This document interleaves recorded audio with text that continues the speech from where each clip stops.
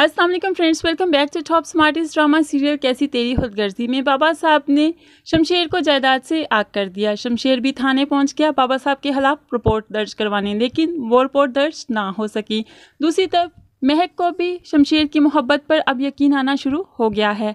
कैसी तेरी खुदगर्जी की next episode की मुकम्मल कहानी कुछ इस तरह से होगी। शमशेर महक के साथ थाने पहुंच जाता है और वहां पर जाकर कहता है रिपोर्ट दर्ज करवानी है। तो पुलिस वाला कहता है किसकी शामत आ गई है शहर में? नवाबजादा दिलावर की। अब तो पुलिस वाला भी घबरा जाता है। साहब क्या कह रहे हैं आप? हाँ जी, नवाबजादा दिलावर के खिलाफ रिपोर्ट करवानी है मैंने, उसने मेरी बीवी को मरवाने की साजिश की है। पुलिस वाला रिपोर्ट दर्ज करने से इनकार कर देता है क्योंकि दिलावर साहब से तो वो ले लेकर खाता है, तो उसके खिलाफ कैसे रिपोर्ट दर्ज कर सकता था। महक और शमशेर खाली हाथ वापस आ जाते हैं। आकर महक कहती है तुम्हें अंदाज़ा तो हो रहा होगा कि हम जैसे लोग कैसी ज़िंदगी गुजारते हैं। शमशेर भी बोल पड़ता है हाँ, ये एहसास मुझे पहली बार हुआ कि पैसे के बगैर कोई ज़िंदगी नहीं। मुझे एहसास हुआ कि गरीब की तो कोई बात भी नहीं सुनता, और इसी एहसास की नदामत की वजह से मैं अंदर ही अंदर रोज़ मरते जा रहा हूँ। महक को अब इस पर रहम आना शुरू हो जाएगा।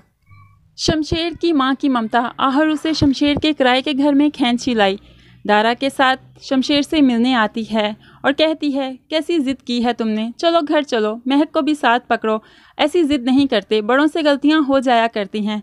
अभी ये बातें ही कर रहे थे कि दारा को बाबा साहब की कॉल आ जाती है। वो दारा को बताते हैं कि शमशेर ने उनके खिलाफ केस करवाने की कोशिश की है, लेकिन आखिरकार केस हो नहीं सका। इस पर दारा बहुत ज़्यादा परेशान हो जाता है। फ़ोन रखते ही शमशेर से कहता है ये तुमने कैसी हमाकत की, हम तो तुम्हें उस घर में ले जाना चाहते थे, लेकिन तुमने अपने पाँव पर खुद ही कुल्हाड़ियाँ क्यों मारते जा रहे हो। शमशेर कहता बाबा साहब को तो मैं कभी माफ़ नहीं करूँगा, उन्हें उनके गुनाहों की सज़ा तो भुगतनी पड़ेगी और मैं कोशिश करूँगा कि उन्हें कड़ी से कड़ी सज़ा मिले। इस पर माँ को गुस्सा आ जाता है और वह ज़ोरदार थप्पड़ शमशेर को दे मारती है और गुस्से में फिर दारा के साथ वहाँ से वापस चल पड़ती है।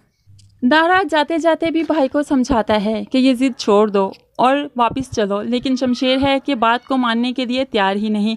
वो महक की मोहब्बत को एक साइड पर करके घर में जाकर ऐश की ज़िंदगी नहीं गुजार सकता।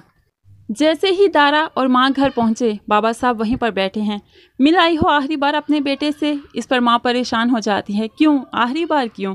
इस पर बाबा कहते कि मैंने उसे जायदाद से बेदखल करने का फ़ैसला कर दिया है और उसके बाद कोई भी शमशेर से कभी नहीं मिलेगा। बाबा साहब अपना फ़ैसला सुनाकर वहाँ से चल पड़ते हैं। दूसरी तरफ हम ये देखेंगे कि मालिक मकान महक और शमशेर को बहुत ज़्यादा तंग करने लगे हैं कि किराया दो, लेकिन शमशेर के पास अभी इतने पैसे नहीं कि हर महीने किराया दे सके, इसलिए वो जॉब करने का फ़ैसला कर लेता है। बाबा साहब ने अखबार में यह खबर भी दे दी कि शमशेर एक बिगड़ी हुई औलाद है, इसलिए मैंने उसे अपनी जायदाद से बेदखल कर दिया। जब दारा यह खबर पढ़ता है तो बहुत परेशान हो जाता है। बाबा साहब के पास आता है। बाबा साहब आपका ये फ़ैसला ठीक नहीं। इस पर बाबा साहब कहते हैं कई बार गलत फैसले लेने पड़ते हैं ख़ानदान की इज़्ज़त और नाम को बचाने के लिए। तुम फिक्र मत करो, इस तरह शमशेर को अकल आ जाएगी। अब तो महक ने भी खबर पढ़ ली। महक के पास भी अखबार पहुंच गया और वो बेहद परेशान हो जाती है कि शमशेर उसके लिए किन किन मुश्किलात का सामना कर रहा है। शमशेर अब इंटरव्यू देने एक कंपनी में जाता है। जाने से पहले ही कंपनी का ओनर वो खबर पढ़ लेता है। शमशेर को अपने सामने देखकर वो तो हैरान रह जाता है कि ये तो वही शख्स है जिसके बारे में खबर आई है। कंपनी का ओनर शमशेर को ये नौकरी देने से इनकार कर देता है और कहता है तुम आयाश, सरफिरे और रईस बाप की बिगड़ी हुई औलाद हो, इसलिए तुम्हारे लिए यहाँ पर कोई जॉब। शमशेर ने उसके हाथ से अखबार छीना और जब पढ़ा तो बेहद परेशान हो गया। उसके बाद वो हिम्मत नहीं हारता, पानी का गिलास पकड़ा और पानी ऑनर के मुंह पर मारकर वहाँ से चला जाता है। इस टाइम पर शमीर शमशेर की बेपनाह मदद करेगा, माली तौर पर भी इसकी मदद करेगा और इसको जॉब भी ढूंढ कर देगा। अब बहुत मुमकिन है कि बाबा साहब दोबारा से शेरू को हायर करें महक को मरवाने के लिए, ताकि इस तरह शमशेर अकेला रह जाए और उनके पास वापस आ जाए। लेकिन इस बार शेरू ऐसा नहीं करेगा। वो महक को मारेगा नहीं, वो शमशेर को गोली मारेगा, लेकिन ऐसी गोली मारेगा, ऐसा निशाना लगाएगा जो कि सिर्फ शमशेर को छूकर गुजरेगा।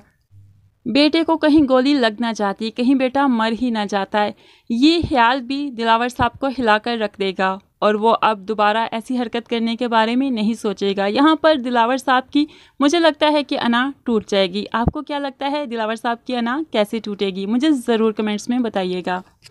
फ्रेंड्स, आज का प्रोमो यही तक। मज़ीद प्रोमो रिव्यूज़ के लिए मेरे चैनल को ज़रूर सब्सक्राइब कर लीजिए। दुआओं में याद रखिएगा, अपना बहुत ख्याल रखिएगा। अल्लाह हाफिज़।